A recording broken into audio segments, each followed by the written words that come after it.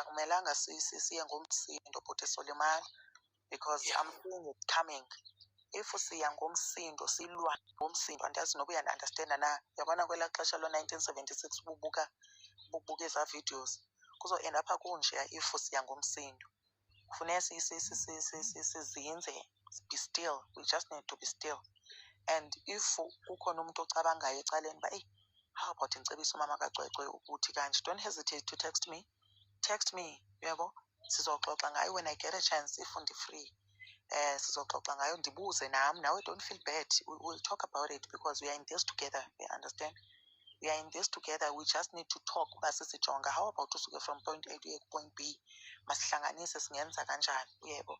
Kuzoba right. We just need to bana sibe together, sibe nyamama. Singayi ngomsindo. Yabona umsindo futhi uzowenza izinto zibe worse.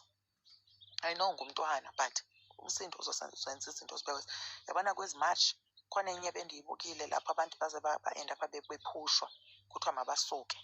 Yayibona lapho ngisho khona that ayisekho right ke ngoku, because now if kwenzeka izinto ezinje zizoba phansi kwegama elithi Cwecwe, you understand? We just need to stick together, guys. If it means kumele kuthandazwe, makuthandazwe ngo-12. If it means makuthandazwe ngo-3, makuthandazwe ngo-3. Sisithi makuzole, makwehle.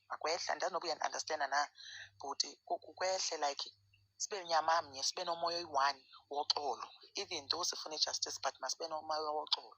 Because if asinamoya woxolo Solimala futhi. And the focus now iyophuma kule nto esiyilwelayo, si-end up sifocuse entweni yokuba abantu balimele. And futhi nangabe makaCwecwe into sizoyiyela ngolaka, nayo izophuma ngokolaka.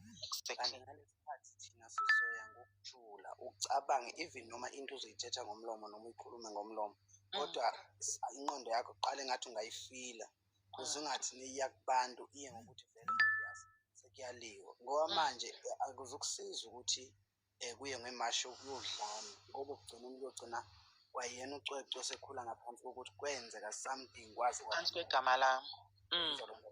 Sekuze mhlawumbe kwalimala ifamily yakho, kwalimala nawe manje nawe awusaphili kahle ngenxa yokuthi ngathi nezitha. Izitha ezingeke ziqhamuke ukuthi okay lezi zitha lezi ezilwela ukuthi thina silwa ngokuthi hayi akukulungisa. Ukulungisa kufuneke uliwe, kodwa kuthandazwe uphinde futhi uliwe ngokukamoya ukuthi siyafasta noma kuyakhulekwa, noma ngoba once saqala sayithatha ngolaka nakithi izobuya ngomlilo. Njalo futhi siyahluleka ukuthi siviye kufana nani, ngizolinganisa ngemaCwecwe ezinye izinto singafuni ukuthi noma sizenza kwi-social media.